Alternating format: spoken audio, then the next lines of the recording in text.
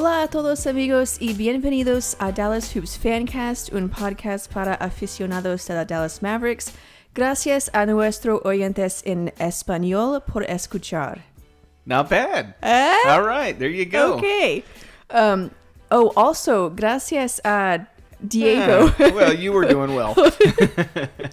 You couldn't say gracias. Thank you to Diego on Twitter for helping me to translate that. He told me that we have a lot of Spanish listeners, so I was like, it'd be cool to say hello in Spanish. And when we say a lot, do we mean 5 or do we mean out of the 30, 5,000? probably at least okay. a few. Well, 25 are family members, so that would be the other 5. Okay. How big is your family? I guess extended family. Yeah, okay. Cousins out there. For the English listeners, welcome to Dallas Hoops Fancast. I'm your host, Sydney. I'm here with my co-host, the person that everyone actually wants to hear from, Martin. That's not true. Okay. I'm just here. I'm just the. You're just here so you don't get fined. I'm the ear candy, like the eye candy, except your face. Okay. We're on the internet at DallasHoopsCast.com. If you're listening on Apple Podcasts, a 5-star rating would be very much appreciated. We got a new one recently that was pretty awesome. So thank you for leaving that. If you're listening on YouTube, make sure you're subscribed and join the conversation in the comments. By the way, so All-Star voting has officially started for the NBA. They kind of threw it on us at the last minute. They announced that voting was opening like the next day. So anyway, make sure you vote for Luka and what does it matter? And anyone else that you feel deserves it. They're not going to play. Well, but they're still the team. It's still an accolade. If you don't know how to vote, there's an article on DallasHoopsCast.com that breaks down all 3 ways you can vote and how often and when they'll announce the teams. All the details, so make sure you read that and vote for Luka. Speaking of the website, I do just want to say this one thing. Are we still in the intro? Okay. We're going to do a podcast, but I just want to say in January, we reached a huge milestone for the site. 2 million visits. So, over 10,000 Mavericks fans have read DallasHoopsCast.com just in January alone.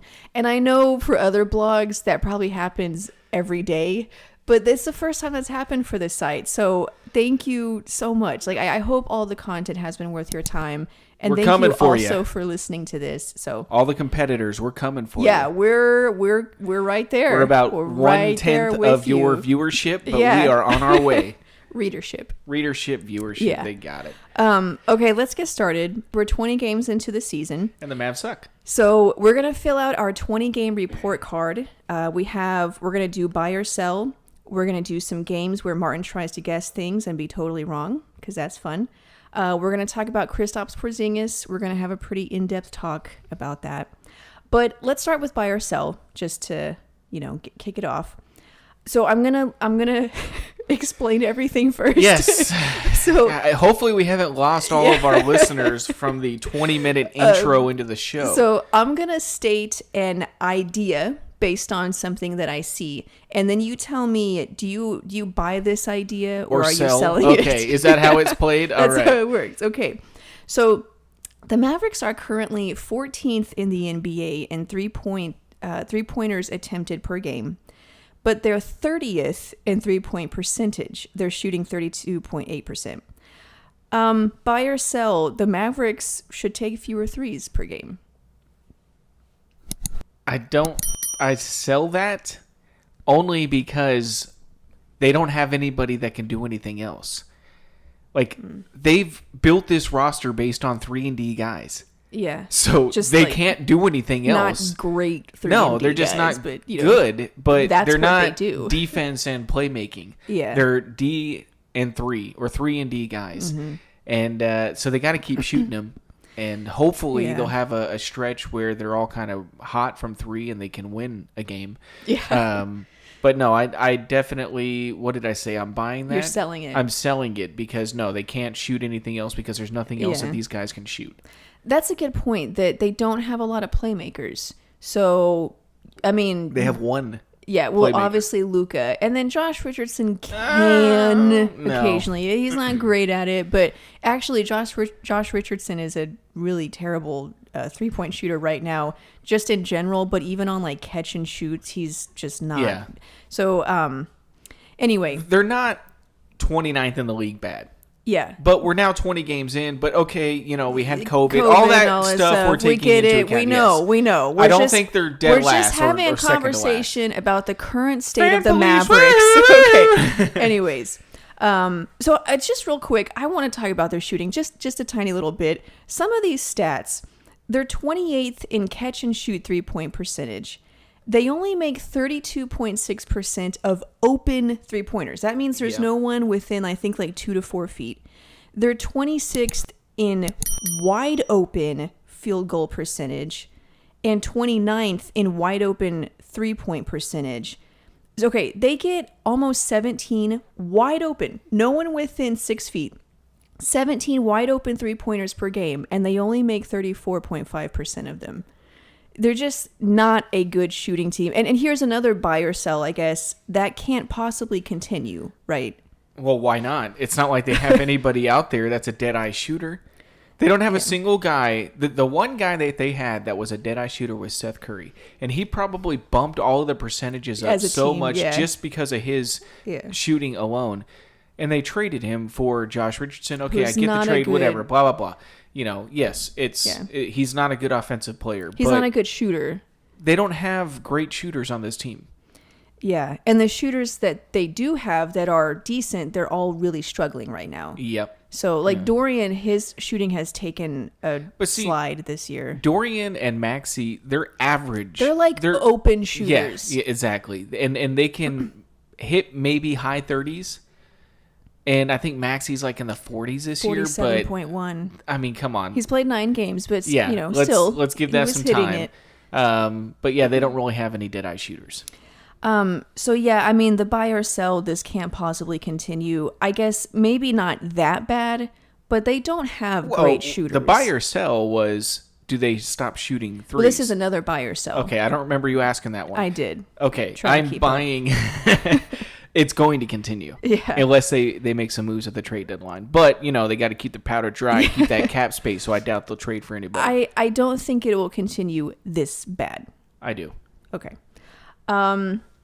Next, the Mavs are 21st in defensive rating. Okay. But the difference between 21st and 15th is 1.3 points per 100 possessions. So, buy or sell, their defense isn't as bad as it seems. That I am buying. Because we saw when they were fully healthy and focused without Porzingis, before pre-COVID destroyed and wrecked this team's season, they were a pretty good defensive team. I don't think they were as good as what their numbers were at that particular time. Yeah. But they were a quality defensive team. So I'm going to buy that. Yeah, I buy it too, especially since the guys that were out were their best defenders, Josh Richardson and Dorian Finney-Smith. So, yeah. So I don't know if they are like a top 5 defensive team, although I'm not going to say they're not because I don't know. I got to let it play out. But yeah, I don't think that they're this bad. Okay, next. The Mavs are 28th in second chance points, 24th in opponent second chance points, and 29th in loose balls recovered. Buy or sell, the Mavs have a problem with effort. That's a good one because... I know, that's why. Thank you. I think they've struggled with effort lately. I think they have allowed their schedule and the COVID thing to dictate their level of effort. I think they saw it was an insurmountable mountain to climb, and they chose not to climb it. And I think we saw that in some performances where they were like, look, we don't have a chance to win these games even, because we're out all these guys and blah, blah, blah, all the circumstances that are going on. So I am going to sell that. I think their effort will be fine as the season goes on once their schedule kind of lightens up a little bit and they get all their players back from COVID. Yeah, okay, so speaking of like things turning around or whatever, I found this stat. I tweeted it out. If you're following me at _Sydney Myers, you would see it. The Mavericks, in their current 5-game losing streak, have scored 110 points or more in all of those games. A losing streak of 5 or more games while scoring at least 110 points has only happened 40 times in all of NBA history. That's not just like, one time each season. That's every season, every streak that's ever happened. It's only happened 40 times in like 100 years. And 85% of those streaks ended at 6. So the odds of this like spiraling out of control are, I mean, they're due for a win, I guess, is the least that says.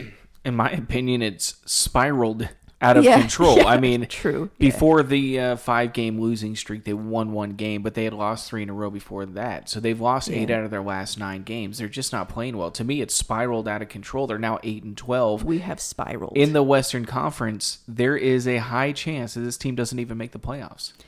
Yeah, that's true. But at least they're due for a win. Yeah, okay. Yeah. You know. They are going to win a game. They will win a game. They will win at some a game. point, and they're not going to lose. They're not going to be this bad, but they're probably a 500 team, even fully healthy. I think one thing that I've said just with us talking like over and over is the Mavericks have a lot of role players, and role players make their shots half the time. That's why you have superstars who make their shot every time. So like when you're relying on role players, they make their shots half the time. That means you're going to win half the games pretty much. So like you said, they're probably about a 500 team, maybe a little better with Luka being like a top 5 player in the league. Well, I mean, they were a 500 team basically the second half of the season last year. And they didn't get any better. It's not like they added... Yeah. You know, I know they're going to sell you on Josh Richardson and Well, I think the difference between Richardson and Curry is you're sort of trading defense for offense. So, you know, like I don't know if it's an increase in defense, which is good, but you also lost that on offense. So it kind of evens out, I think. My point being is they didn't get any better. Yeah. And they were a 7th seed last year. So, you know, what are we expecting from them this year? If they didn't add anybody, why did everybody think that they were going to jump up to the 4th seed? I thought they were going to be a top 4 seed. I didn't. Yeah. Anyways, okay. That's buy or sell. If you're listening, well, obviously you're listening, but if you're still listening, please continue to listen. If you're listening on YouTube, leave your thoughts in the comments. Are you buying or selling these ideas? Let's go to another fun segment that I want to do before we get to the Kristaps conversation, because that's going to be deep and heavy. Okay. So we're going to do real or fake league leaders, because this is my favorite thing to do ever. And it'll kind of give us another look at the team 20 games in. How are their players individually performing? Like, so we talked about team trends. So let's go to player trends to see how guys are stacking up. Just a little background for you on the segment. We need the backstory. Okay, so first, real or fake.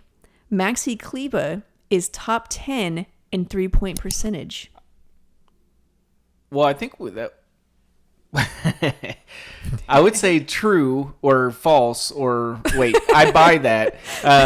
He's in the top 10. He's shooting 47%. I think that he would probably touch the top 10.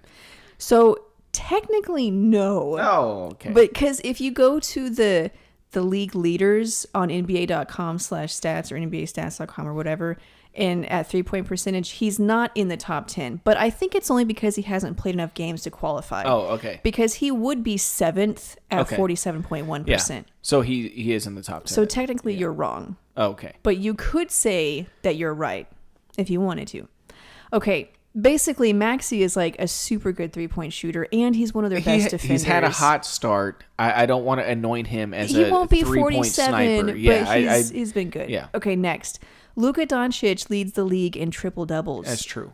Yes. They said it last night on the broadcast during the Mavs loss to the Suns. Yeah. He's at 6. Jokic has 5. Westbrook has 4, and then on and on. Okay, good. That was good. You got that one. Okay. Next. Kristaps Porzingis is top 10 in points in the paint. That's a joke, right? No, that is not a joke. If he's in the top 10, then this... I don't know what to say, but there's no way he's in the top 10. You better not sit here and say that he is in the top 10 in points in the paint. No. I'm going to say no, he is not. He's not okay. top 10. He's probably not top 100. I don't know what he is. He wasn't on the first page of the results. Yes. But Luka is. He's well, 9th. That's not surprising because he drives it more than anybody else in the league. Yeah. Okay. Jalen Brunson is top 10 in points per possession in isolation plays. Oh, God, that's so random. I'm going to say yes. What? It's not random. Just a random points per possession. Jalen Brunson top 10 isolation. Oh, okay. I'm gonna say true. So you could say yes. Oh God. He's 11th, but he's tied for 10th. Yeah. So then he's top 10. But it didn't say it. Like it had him as 11th. So I don't know if there's some other tiebreaker. But anyway, I'm saying he's 10th. Maybe it's a decimal, like eighth. Down, eighth number down or something. Brunson. I think Brunson has been solid in his role. You know, he's not the team's just not very good when he's out there, though. I mean, the last 6 games, well, they're not good in general. Well, no, what are we even talking about? Yeah, but he's been a real negative whenever he's out there lately. Yeah, I don't think this is a trend that's gonna continue. Yeah, but for whatever reason, while he's out there, the team is like negative double digits every single time. Like last night, he was negative 16. Yeah, but how do we know that's Brunson and not just the Mavs? You know. Well, but he's been a part of that the last 5 or 6. Again, I'm not saying that's all on Brunson. For some reason, it's just not working when he's out there. I was gonna say I think he's good at knowing his role and filling it. Like he knows he's not a starter. He's not the 6th man. He's like the 7th or 8th man, and he's cool with that, and he owns it. I don't know if he even dominates. plays if he's on a good Next, team. Maxi Kleber. This is another one about Maxi. Yeah. Ooh, okay, Maxi. Maxi Kleber is top 10 in points per possession in pick and rolls as the roll man. I'm gonna say no. I don't know if he's had enough. I mean, points per possession, okay, he's maybe had 3 possessions where he's the roll man. So he might have capitalized on all 3 of them, but I'm going to say no. He is. Okay, how many? Technically, he's tied with the guy who's 10th. This isn't fair. So, every time it's technically, it's like, okay, well. Technically, you're wrong. Oh, okay. But no, he's tied with the guy who's 10th, so I think he's tied for 10th. That's top 10. He's listed at 12th. But anyway, he averages 1.42 points per possession as the roll man in a pick and roll.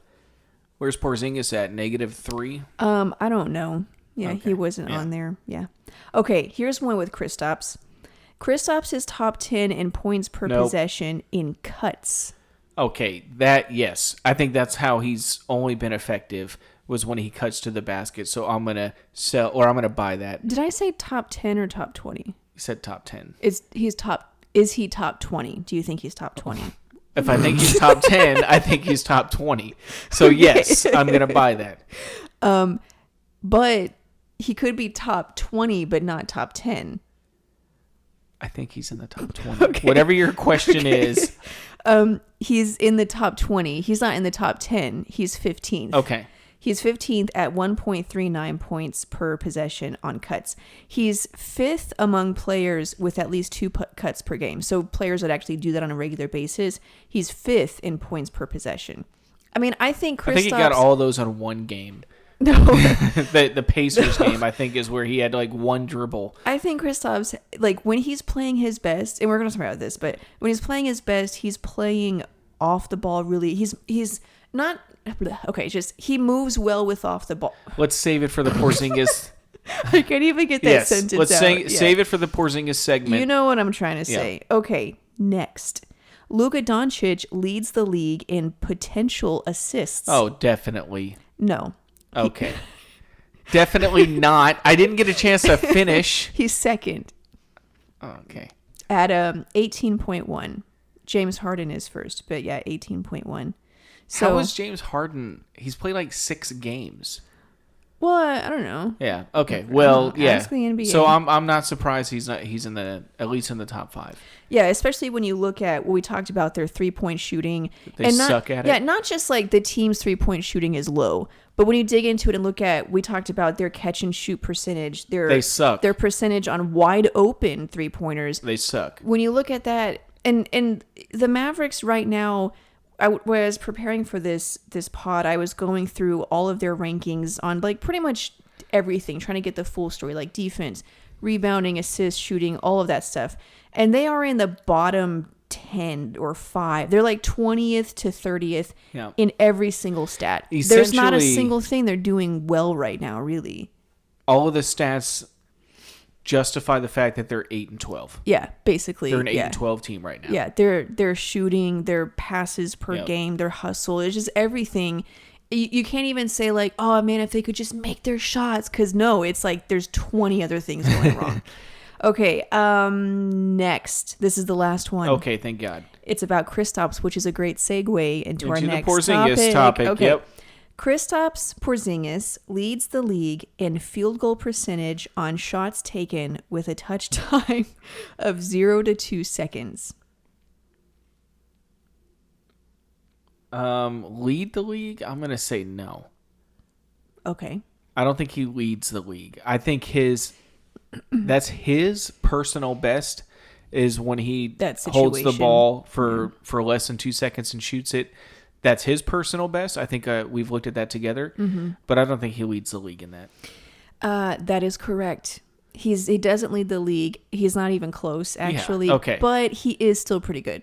There's some guys right now that are just astronomical, but he takes 12.1 shots in that range within 0 to 2 seconds of getting it, which is second in the league. That's a pretty high volume.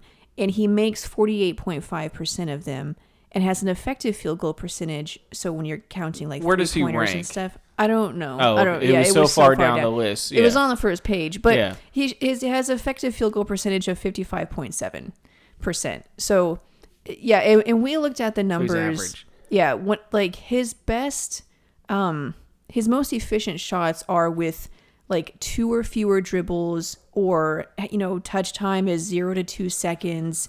Those kinds of situations, that's when he has the highest field goal percentage, just personally for himself. So you got that right. Yep. So good job, Martin. I feel like you did good on that one. You're getting better. It's an adjustment. You got to develop the skill. We're gonna have to set some rules. You can only have a maximum of like 2 technicalities per game.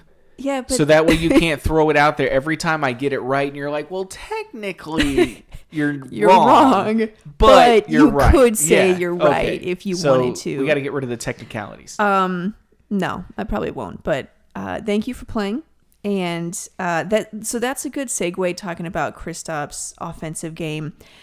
I want to talk about Kristaps Porzingis, and honestly, we've been planning on having this conversation for a few weeks, I think. I've just been putting it off because I want it to be as thoughtful and intelligent as possible. Like, I don't want to just do the... So me yelling, trade him! Mavs need to trade Porzingis. He's done, whatever.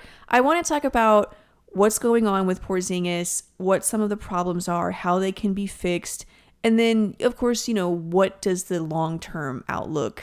Okay. What is the long-term outlook? So let's just start with what's going on with Kristaps Porzingis. What are some of the problems with Porzingis right now?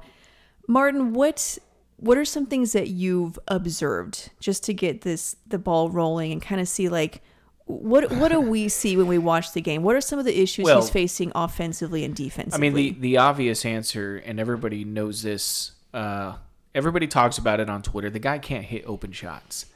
He's struggling right now, yeah. He just can't hit them. Like, even we've looked at last year as well. When he is wide open, he shoots like 30-something% from the floor.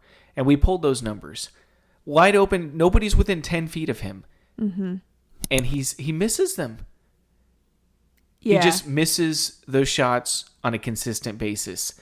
Then he gets his beloved post up. His dream shot. This is what he has dreams about because that's his game. His game is the post up. And yet he's terrible at it. He can't make a shot consistently in the post-up. So I think those things are pretty clear and pretty obvious that everybody can see. I think that... I'm not done. Oh, you're not done. I think that you're not done yet. No, exactly. So defensively, he cannot play pick-and-roll defense. He is not quick enough to kind of go out to the guard and hedge because he doesn't have quick enough feet. And he can't switch. So they have to play this drop coverage with him. But even with the drop coverage, he is not. His timing isn't good, so he doesn't come up to the ball handler and then get back to his guy in a timely manner. He's just not quick enough to do that.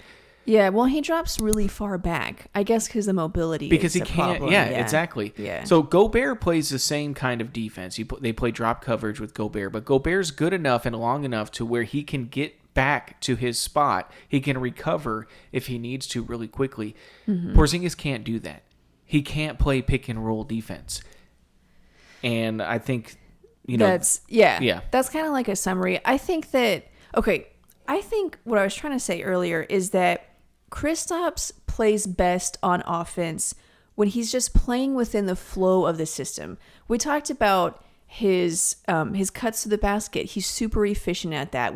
And then we talked about the touch time. Now, you're talking about catch and shoot, how he struggles with that, but not necessarily catch and shoot, but just when he hasn't created the shot, it's just there for him and he has to do maybe one or two dribbles and he shoots. But he's best whenever he doesn't have to create his own shot because he's not actually a very good shot creator at this point. He's terrible at it. Yeah. And I think part of that might be the kinds of shots that he's creating. He's not creating good shots for himself. But regardless, he's not good at creating shots for himself right now. He's better when he just plays within the flow. Yeah. He's a shot finisher, not a shot creator. Yes. And he's not even playing well on the shot finisher part.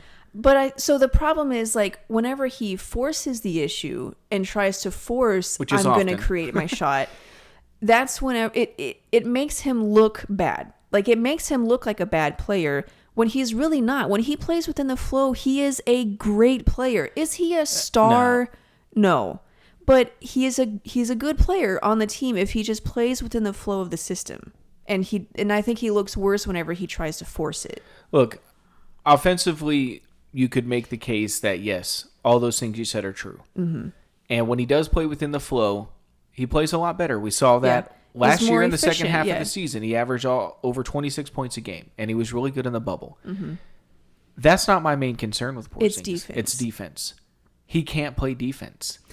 Yeah, and I mean, that's true. Like, and we looked at the numbers, even in the bubble, whenever he was, he had a great bubble. He averaged 30 and 10 in the bubble. But he still often in those games had a negative net rating because his defense, he really struggles there because of what you're talking about with the pick and roll defense. He's not really mobile enough to effectively guard the pick and roll. Yep. In fact, there's another segment where we're going to mention this stat about their pick and roll defense. Porzingis is actually one of the worst in the league at guarding the pick and roll when guarding the roll man. Exactly. Yeah. So I think that's true, that whatever you could say about offense, he does just really struggle on defense. And I mean, I guess the question is that because he's coming back from 2 knee surgeries? I mean, he had a torn ACL and then the torn meniscus. Maybe his mobility or confidence in his knee and legs just isn't there yet. Okay, well, then that's a problem. Yeah, but it will get fixed over time. I don't think it does. I don't think it does. I mean, the league. Think about the last 2 years. The players that have really killed the Mavericks: Devin Booker, Damian Lillard, Chris Paul. Name another guard who plays pick and roll. They kill everybody. They kill everyone, but especially when they play the Mavericks, they have one of their best games of the season. Mm-hmm. And it's because they get their basket. They get their shot that they're looking for. They're coming off a screen. Mm-hmm. And Joe Ingles got his shot. He comes off a screen, and because Porzingis is down at the basket, because he can't get back on defense, he gets a wide open 3. And because Gobert sets a really good screen, our guy just can't get to Ingles in time. Yeah. So that's where it's killing the Mavericks, is when we're playing teams that play a lot of pick and roll and have pick and roll play creators. And that's why the Suns have beaten us 5 times in a row. The Blazers always give us trouble. The Jazz give us a lot of trouble because they play pick and roll and they have a really good play creator with the pick and roll. Okay, so here's a question. So he's not a great pick and roll defender. There are plenty of guys in the league who are not great defenders. I mean, but are they your second best player? The thing is, like, sure, yeah. James Harden isn't a good defender, and he's one of the best players in the league. Like, I'm just saying, just because he's not a good defender, that doesn't mean he's doesn't belong in the league anymore. But James Harden hasn't won anything because of his deficiencies. Yeah, I mean, I guess you could say there's other parts to that. But I'm just saying, like, there are players in the league who are not great defenders, but they are still very good players. And so my point is, like, so, okay, maybe he's not a great defender. Is there a way to compensate for that or cover it up? Like, is there a way to work with that? Because he does give you so much on offense when he's playing the right way. Yeah, well, I was going to say, he's not giving you very much on offense. This is the Tim Hardaway effect. If Tim Hardaway isn't hitting his shots, there's no point in having him out there. Because he's such a terrible defender. Well, and that's, again, going back to his offense, there's a way to play where he's effective. And we went back and watched his performances in the bubble, and we looked at each shot and what the differences were. And like Yeah, continue. I just one thing we noticed was, like, he likes playing in the post. He does that a lot this year. He likes backing down and doing a turnaround shot. And when you go back to the bubble, he actually did still play in the post, but instead of doing a back down and a turnaround shot, he was facing up more, which is an easier shot. And also it's a faster shot. Like, going back to that touch time and the dribbles per shot, it was a faster shot. It's an easier shot. That's how he was able to score so effectively. And I think also facing up kind of opens up the floor a little bit because he's able to make a pass. Not that he's good at that, but the defense knows at least that he can see the rest of the court. Backing down, which is what he's doing a lot this year, he's not very good at it, and it's very difficult. And so just that little change in itself has taken him from a 30-12 guy to a guy right now that just looks like he can't do anything. Look, the thing is, though, you look at Porzingis and Luka in the bubble. They both average over 30 points a game and like 10 rebounds, and Luka with the 10 assists. Mm-hmm. They went 2-6. So even when he was at his best offensively. That's because the defense, though. Yes, well, and he is your defensive anchor. Like, he is the guy. Because he plays the 5. Yes, and he's your last line of defense. And in a league that's pick and roll dependent, your center has to be able to guard the pick and roll at a decent rate. Okay, what about whenever Maxey comes back? Because Maxey can do those things in guarding the pick and roll. Well, what is Porzingis going to do? I mean, the thing is, like, Porzingis has to play the 5. You don't want Porzingis. Porzingis is going to guard whoever the center is, and Maxey's going to guard whoever the 4 is. Yeah. Because the 4 is usually going to be Kawhi, Kevin Durant, yeah, Bojan and I Bogdanovic. guess those aren't the guys that are setting the pick. Exactly. Yeah, I see what you mean. And so the guy that normally sets the screen is going to be Rudy Gobert. Anthony Davis with the Lakers, okay, but when they're playing the Mavs, I don't see why they don't just have Marc Gasol set the screen. Whoever Porzingis is stuck on, just basically have that person set the screen. Yeah. So typically the center is the guy setting the screen, which means it's Porzingis, which means he has to be a good defender in order to prevent an easy basket for the team. And he's not just bad at it, he's terrible at it. And I think that if this were a case, let's say the Mavericks were playing the Jazz in the playoffs, in the fourth quarter, I think he would be played off the court. Because he can't guard the pick and roll. You saw when the great Dwight Powell came into the game. I mean, at least he can switch or hedge a little bit. It essentially negated the Rudy Gobert effect on the pick and roll. Now, Gobert still killed Powell because Powell's small and he got all the offensive rebounds and whatever. Yeah.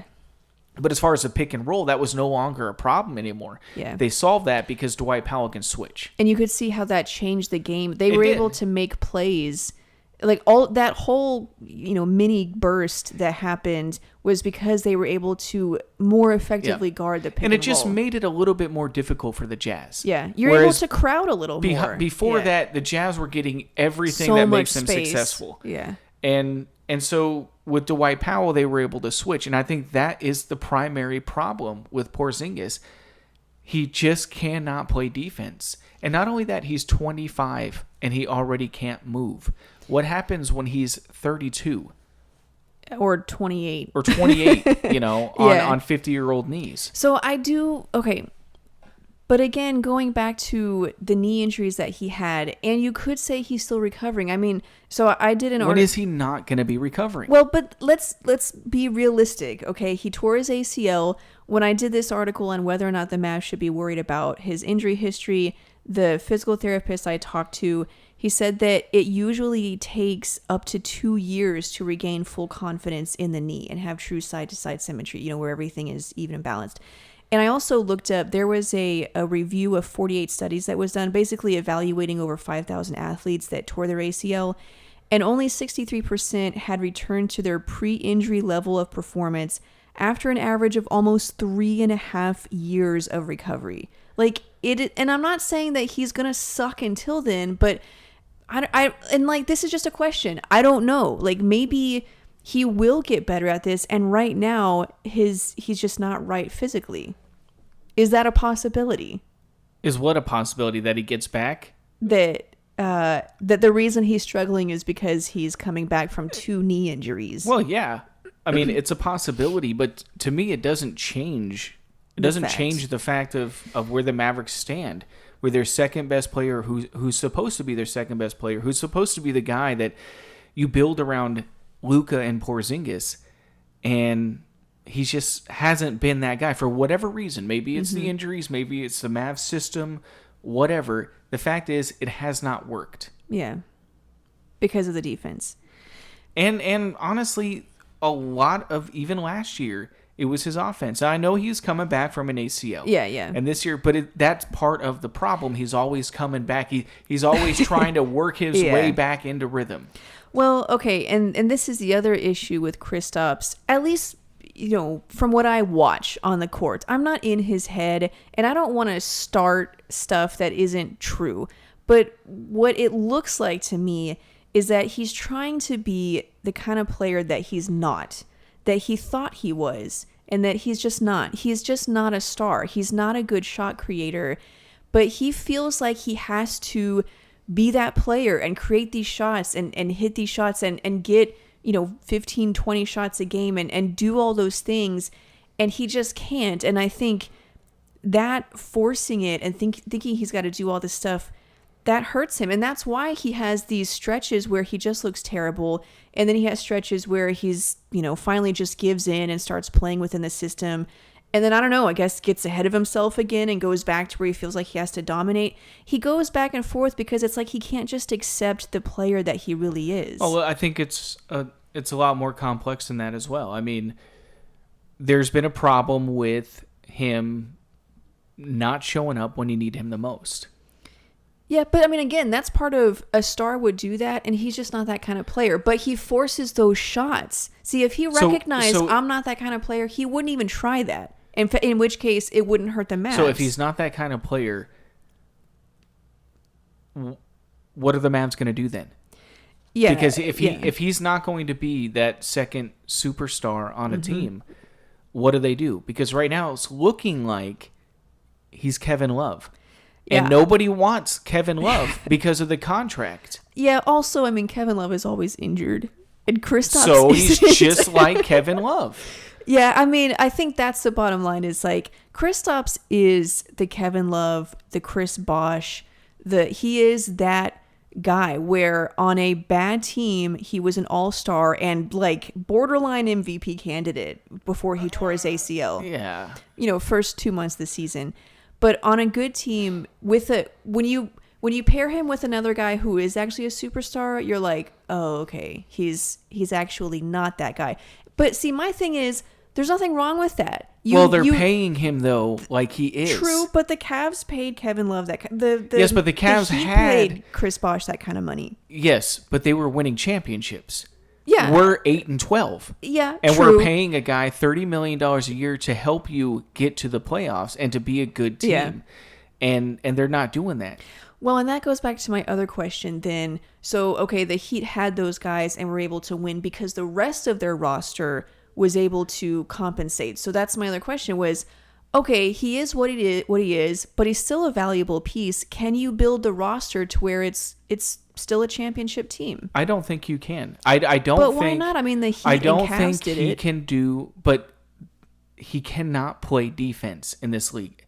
Kevin Love, for as injured as he is, and as the lack of reputation for defense, he's not a terrible defender. In fact, he had one of the best defensive plays in NBA history. True. In the finals. In the finals. Yeah. So, and Chris Bosh was an adequate defender. Porzingis cannot play defense. Yeah. Okay. You're trying your best to prevent it from getting to a point. I'm not ready to give up on Kristaps yet. I still think because he can be good, like once he accepts his role, he can be so good. The Mavs would want to trade for a player like that. You already have him. Is there a way to make it work? He's got deficiencies. Is there a way to compensate for that? If you bring in another guy, that there is another superstar or another star at least, somebody else that can actually be the Robin to Luka's Batman. Yeah. Because it's not Porzingis. Porzingis is Kevin Love and Chris Bosh. Yeah. They need their Dwayne Wade or Kyrie Irving. Yeah. Yeah. And I'm not saying you have to get another superstar, but the lack of talent on this roster, they're a 500 team. Well, and you can't build your team with the assumption that Kristaps is the second star. Like going forward, you have to build your team with okay, let's go get our second star, because I don't think Kristaps is that guy. Exactly. But see, another thing that I want to say is that I don't think that's a bad thing. Like I don't think that means that Kristaps is trash and we need to trade him. I think that just means we're not done building the team yet.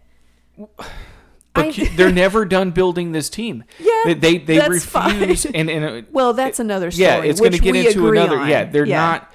They refuse to get talent on this team because whatever their magical stat out there. Yeah, they're going to get Giannis or whoever is out there. Yeah.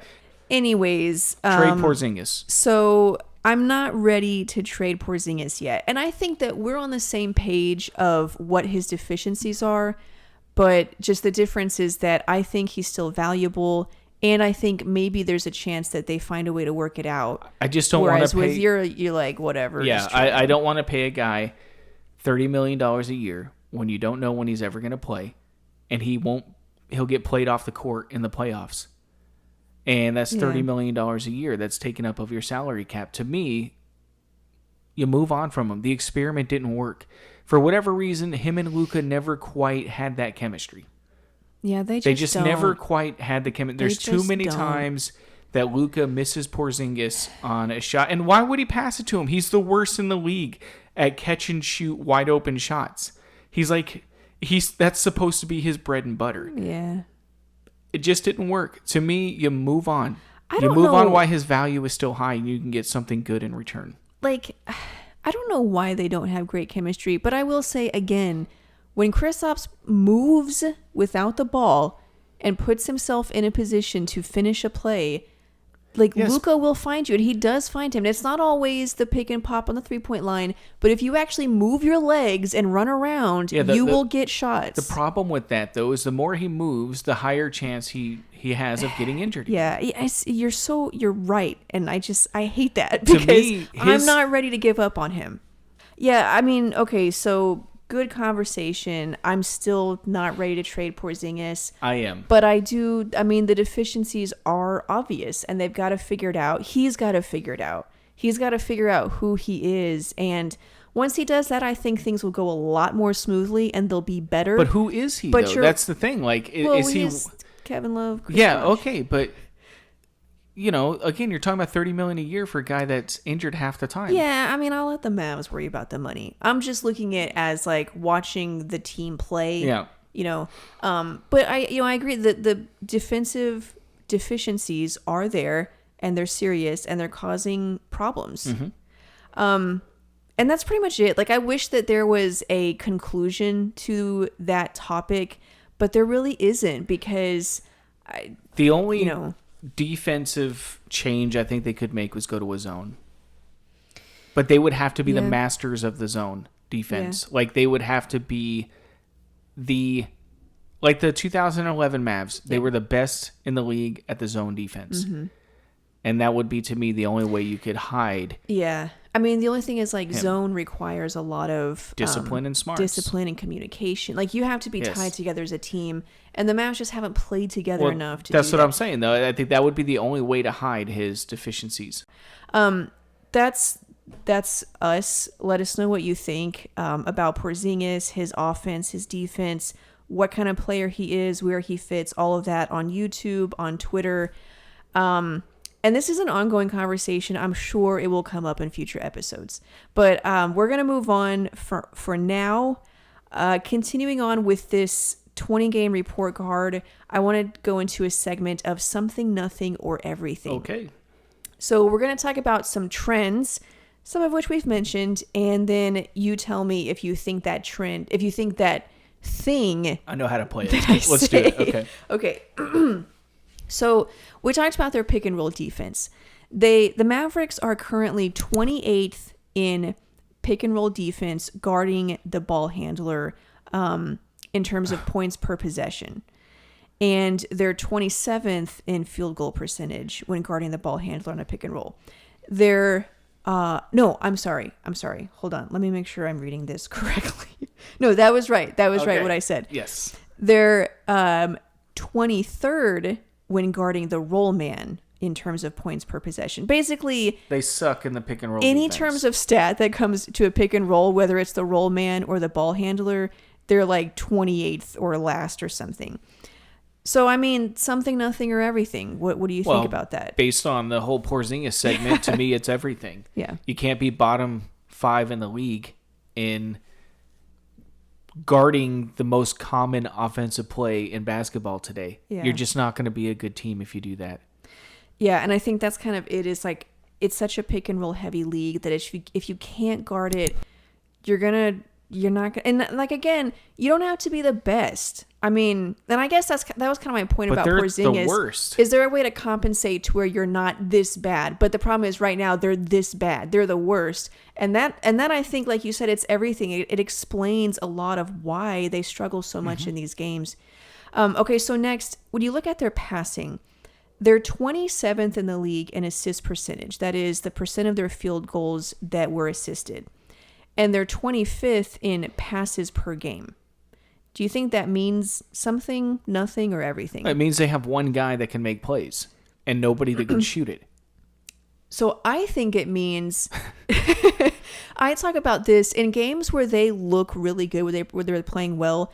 Their player movement is much better, which leads to better ball movement, which leads to better shots. And I think this shows why their offense sucks sometimes, because they don't move enough. They don't pass enough. Well, They're just I would standing disagree. around. I would disagree, though, because we've talked about how they get a lot of open shots, but they're like bottom 5 in the league and making wide open shots. True. Okay, so but all that's that true. movement. So yeah. to me, the difference when they win games is they happen to make their shots that game. The percentages kind of went their direction that game. I agree with that, but this kind of takes it a step before that of how they create their shots. When it comes off of passes, it might be a catch and shoot. It might be a cut to the rim. It might be an alley-oop. It might be coming off a screen. I think the more passes, it creates easier shots. A catch and shoot, that's one kind of shot. But the more passes you have, it can create all sorts of shots, and it keeps the defense on their toes. I think when they're lacking that sort of player and ball movement, that's, to me, it's almost everything, again, of why their offense sometimes just doesn't work, because they're so stagnant. Well, I would say it's everything also, but for different reasons. Yeah, okay. I Moving on. Yeah, all right. I'm right. Okay, next one. Okay. The Mavericks have had the hardest schedule up to this point. So up to their last game against the Suns, they had the number 1 most difficult schedule according to Basketball Reference. Something, nothing, or everything. As far as why their record is the way it is, I mean, it's definitely something. Yeah. There's a lot of contributing factors. Yeah. One, they're a bottom playoff team as it was. They were 7th in the league last year in the playoffs.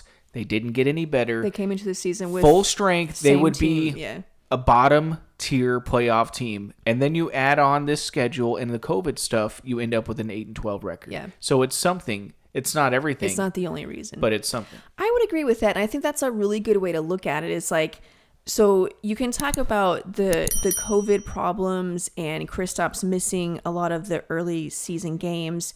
Shocker. Injuries, those things, and having a really difficult schedule, those things did play a role. And then also you could say, Kristaps struggling to find his rhythm and not having a great roster and guys not putting forth the effort. I think all of those things are contributing to the losses. So part of it isn't their fault.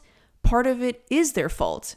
I think it's fine to say that. I mean, I think it's true to say that. That's just the fact. It is what it is. I think without the COVID problems, they're 500 right now. Yeah, they're better than they are right now, but they're how not, much better? Yeah, exactly. Yeah. Yep. Okay. No one on the Mavericks starting lineup shoots 33% or better on 3-pointers. Well, what about Maxey though? If Maxey starts, he's which the Lone Ranger at 47.1. I do think Maxey will be the starter, and Tim Hardaway will go back to the bench. I agree. The Mavericks have only 4 players shooting at the league average or better from 3-pointers. That's not something that it's just part of that same point. Oh, they only have 4 players that are better than league average, or that are at league average, which means what the rest of their players are not under. good shooters. Yeah. Okay. The Mavs' best rebounder is Luka Doncic. Something, nothing, or everything. It's absolutely everything, especially when you see how this season has gone. When They're you have getting Kristaps killed. Porzingis and Willie Cauley-Stein out there, and your best rebounder is Now, don't get me wrong. Luka is a really good rebounder, but he shouldn't be your best rebounder. No, they're getting killed in the rebounds because their centers cannot rebound the ball. And again, Kristaps, his rebounding has gone down this year, and it's another one of those things where it's just I just don't understand. But even when he was averaging 10 rebounds a game, he was always getting out rebounded when you needed it most. Yeah, but at least Luka wasn't the best rebounder. I think he was the best rebounder on the team last year. No, he couldn't have been because Kristaps averaged like 12 rebounds a game. Not for the season. I think he did in the bubble. I think for the season, he only averaged like 9 rebounds a game. I think you're wrong. Okay, well, And I'm going to prove you wrong. Okay. Last season, he averaged 12 rebounds a game. No, he did not. Okay, yeah. Show me the screen. He averaged 9.5 rebounds a game. So I think he did lead the team, though, because I think Luka was like 8.9. Yeah. Okay. But, yeah. So I'm right. Okay. Last one. Kristaps Porzingis and we already talked about it. And Kristaps Porzingis and Willie Cauley-Stein are the 5th and 2nd, respectively, worst defenders in the pick and roll in the league when guarding the ball handler. Yeah, I think we saw that Something, together. nothing, or everything. It's everything. It's everything. Yeah, it's absolutely everything. I mean, this is kind of the same as the first point I talked about. Yeah. Like, their pick and roll defense is the worst in the league, and that's because their 2 main big men are the worst pick and roll defenders in the league. So yeah, and their record is 8-12. Yeah, that's everything. And I just don't. Their defensive issues. I don't know if you could boil it down to one thing, but I think that's definitely a huge. Like when I watch the games and we go and we watch these different clips, their pick and roll defense it causes terrible. problems. It's terrible. Yeah. Okay, great. That was something, nothing, or everything. Let us know what you guys think in the comments if these are something, nothing, or everything. Okay, let's finish up with game predictions. Loss. Now that we've talked about how bad the Mavs are, but honestly, February is going to be their record is a little easier. January was awful, but in February they have a 7-game homestand. Because they're so good at home. 11 of their 16 games are at home. They have games against the Thunder, Wolves, Pelicans, Pistons, Magic, Rockets, teams that are struggling. So teams that they're on same level of. They also have games against the Nets, Sixers, and Celtics, plus all the mediocre teams that are actually better than they are right now. So it is an easier schedule, February, but and they have 2 back-to-back. So it's an easier schedule, but we'll see. Let's just talk about this coming week. They have on Monday against the Suns at home, at the Hawks, and then a back-to-back they have at the Warriors. That's the second night of a back-to-back, and then at home versus the Warriors. So Suns, Hawks, Warriors back-to-back, and then Warriors at home. What do you think? I mean, the way they've been playing, they could lose all of those games. I'm going to give mine. All 4 of those teams are better than the Mavs. So, okay, but that's not what we're talking about. We're talking about on this night. Ain't letting us lose Not tonight. Not tonight. It is a primal game. Okay, Spoelstra. Anybody that has watched Game 6 of the 2011 finals too many times, yes, you know what I'm talking about. Let me give mine. That's not Game 6, but yeah. I think it was Game 6. It was Game 6. It wasn't Game 6. Okay. Anyways.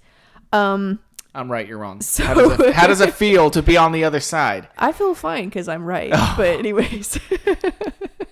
Okay, so against the Suns, I'm calling it. It's a win. They're going to win.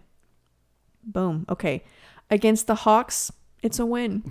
I'm calling it. It's a win. So they're going to win 2 in a row. Look, the Hawks, first of all, they're better this year, but they're still not great. I think they're maybe a game over 500. They might be a game under 500, but they're close to 500.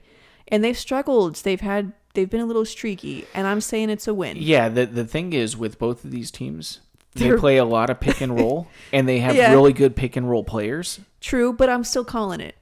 Okay. Well, Okay. you know. At the Warriors, that's the second night of a back-to-back. It's a loss. I mean, because the Mavericks are now in this mode. Second night of a back-to-back. Automatic loss. Sit Porzingis. Sit Carlisle. Sit Carlisle.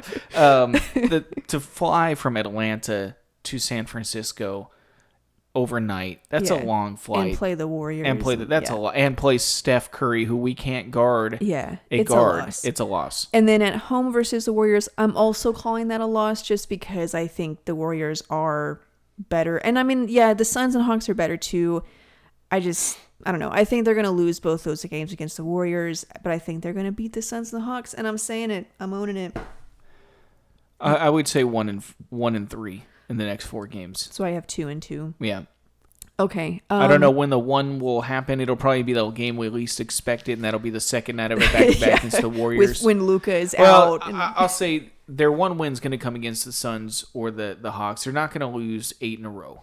Well, or 7 in a row. Yeah, that stat I shared in the beginning, when they're scoring 110 points, or at least 110 points in a game, to have a losing streak that's longer than 5 is extremely rare. That just doesn't happen. So I think they're going to beat the Suns.